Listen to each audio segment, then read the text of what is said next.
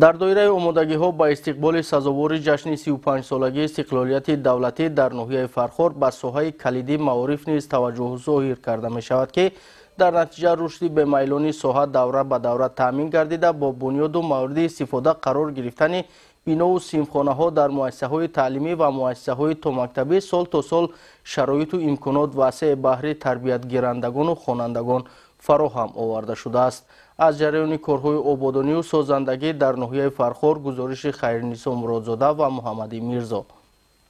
پایداری، استقلال و وحدت و یکدلی در جمهوری تاجیکستان امکانی فراهم ساختی رشد و پیشرفت ساحه‌های مختلف کشور سال از سال تامین گردد. تدبیر اندیشی‌ها با استقبال شایسته از جشن سیاسی ملی 35 سالگی استقلال دولتی جمهوری تاجیکستان از اقدامات نکوی محسوب می‌شود که بیشک از سیاست سازنده و بنیادکارانه دولت و حکومت مملکت خاصه تشبث‌های بی‌نظیر سرور عاقل و دوراندیش پیشوای ملت پرزیدنت جمهوری تاجیکستان محترم امامعلی رحمان سرچشمه می‌گیرد. در این زمینه در ناحیه فرخار بنیاد و نوسازی بنا و انشاءات ساحه‌های گوناگون و فراهمسازی شرایط و امکانات به نقشه گرفته شده تا سال 2026 نقشه پیش بینی شده پوره و با صفت اجرا خواهد گردید. به اطلاع مسئولان تمام 3 سال اخیر در ناحیه فرخار 257 انشاءات گوناگون تعیینات مورد استفاده قرار داده شده 268 نفر با جایهای کاری تامین گردیدند. در باقی مانده انشاءات باشد کارهای ساختمانی مرامی تازه دارد. تا امروز از 435 بنا و انشاءاتی که به نقشه گرفته شده است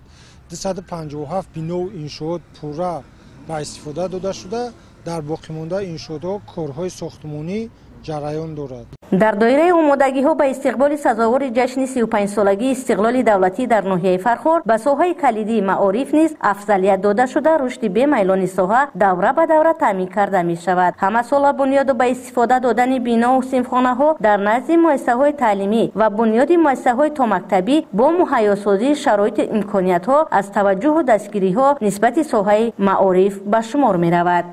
بخشیده به جشن 35 سالگی استقلالیت دولتی جمهوری تاجیکستان طی 2 سال اخیر در ناحیه فرخار در نزد 13 مؤسسه تعلیمی 125 صنفخانه علاوگی ساخته و استفاده قرار داده شد که علاقه بعد استفاده قرار دادنشان نورساگی میز کرسی در ناحیه قریب به پورگی به انجام رسید و همه مؤسسه تعلیمی که مورد استفاده قرار گرفتند با کابینت‌های فنی مجهز گردانده شدند. مسئولان ساحه معارف بر آن نظرند که در این دوام به این ساحه تکانی جدی داده شده در برابر بنیاد و از نوسازی صنفخانه‌های علاوگی و مؤسسه‌های تحصیلات میانه عمومی خوانندگان مؤسسه‌های ناحیه با امکانات و شرایط‌های فراهم گردیده در آزمون‌های سطحی ناحیوی تا جمهوری شرکت فعالانه می‌نمایند که این هم دستاوردی بزرگ در دوران سال‌های صاحب استقلالی به حساب می‌رود. علاقه در نزد ما باز رسالت تاریخی در آموزگاران به میان آمد که به این قدر غمخوری حکومت جمهوری تاجیکستان و خصوصا غمخوری پیشوای ملتمان ما هم باید سطح صفت در ناحیه فرخار بالا بریم و تا که شاگردان ما هم در سطح جمهوری و بیرون از جمهوری اشتراک فعال نمایند.